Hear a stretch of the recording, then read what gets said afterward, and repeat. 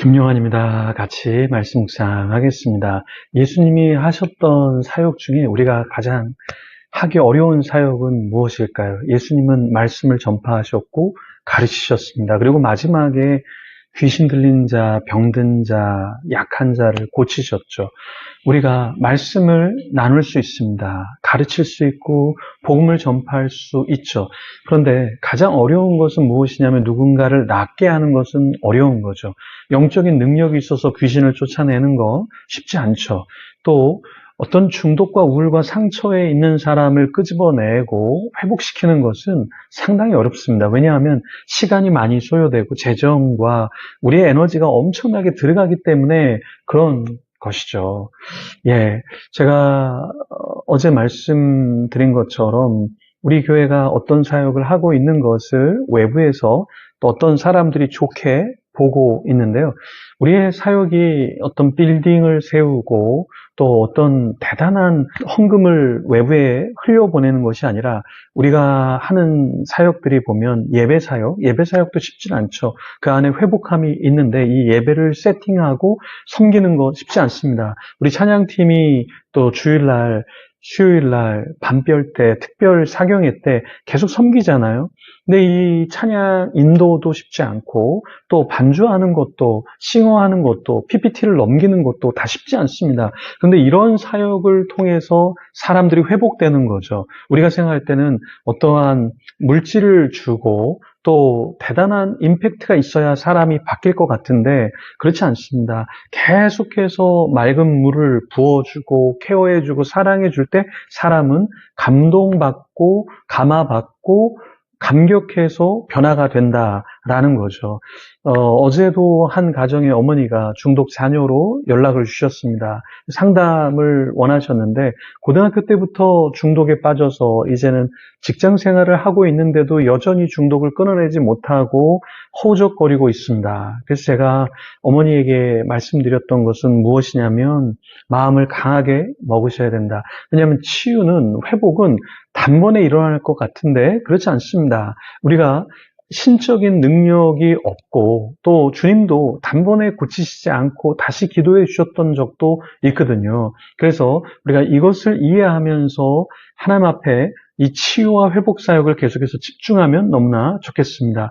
누가복음 9장 1절부터 읽어보겠습니다. 예수께서 12제자를 불러 모으사 모든 귀신을 제어하며 병을 고치는 능력과 권위를 주시고 하나님의 나라를 전파하며 앓는 자를 고치게 하려고 내보내시며 이르시되 여행을 위하여 아무것도 가지지 말라. 지팡이나 배낭이나 양식이나 돈이나 두 벌 옷을 가지지 말며 어느 집에 들어가든지 거기서 머물다가 거기서 떠나라.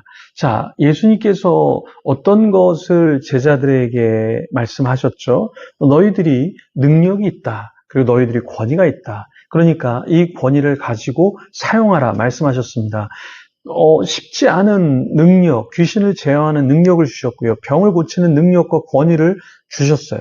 그래서 그 제자들이 사람들에게 가서 하나님 능력을 보여주었죠. 무엇을 위해서 이 능력을 주셨습니까?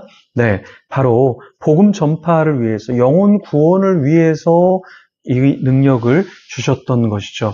우리는 어떤 능력을 간구하고 있습니까? 어떤 축복을 하나님께 빌고 있습니까?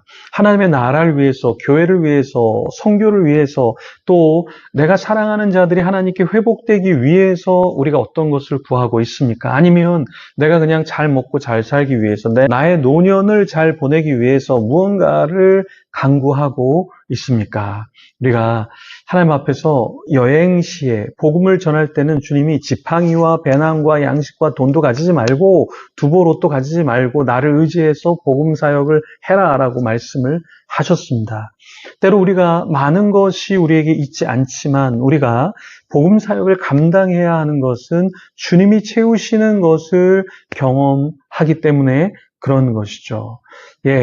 어제 어떤 분이 어떤 일을 위해서 사용하면 좋겠다고 해서 송금을 보내주셨습니다. 적지 않은 돈인데요. 제가 깜짝 놀랐습니다. 왜냐하면 재정이 없으니까 그 일을 하기가 쉽지 않겠네 라는 생각을 가질 그 타이밍에 하나님께서 사람을 통해서 무엇인가를 보내주신 것을 경험을 했는데요. 정말 때로는 어떤 생각지 않은 사람이 전화를 주셔서 목사님 사역을 위해서 기도하고 있습니다. 이렇게 이야기하는 분이 있어요. 네. 그래서 이야기를 들어보니까 자기가 최근에 큰 돈을 사기를 당해서 사실 지금 재판 중인데 재판에서 어느 정도는 돈을 건질 수 있을 것인데 그때가 되면 목사님께 좀 후원해 주고 싶은 금액이 있는데 조금이라도 좀 보내면 좋겠습니다라는 이야기를 했습니다. 그래서 이렇게 어려우신데 말씀만이라도 감사합니다라는 이야기를 했습니다. 우리가 어떤 사역을 할 때 물질이 없어서 사람이 없어서 건물이 없어서 못하는 것이 아니라 사실은 하나님을 의지하는 마음이 우리 가운데 믿음이 없어서 떨어져서 그렇지는 않을까요? 오늘 우리에게 주님께서 어떤 사역을 감당하기를 원하실까요? 주님께서 병 고치는 사역, 누군가를 회복시키는 사역 우리에게 주셨습니다. 근데 그것을 우리 힘으로 하려고 하는 것이 아니라 믿음으로 주님을 의지함으로 감당하는 저와 여러분이 되기를 소망합니다. 같이 기도하겠습니다. 하나님 감사합니다. 나에게 능력이 있어야 된다 생각했습니다. 나에게 재정이 있어야 된다 생각했습니다.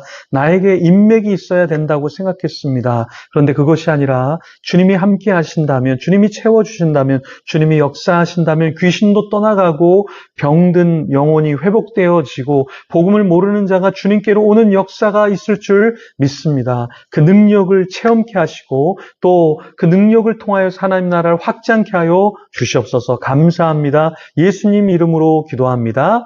아멘. 계속해서 기도하며 주님 앞에 나가겠습니다.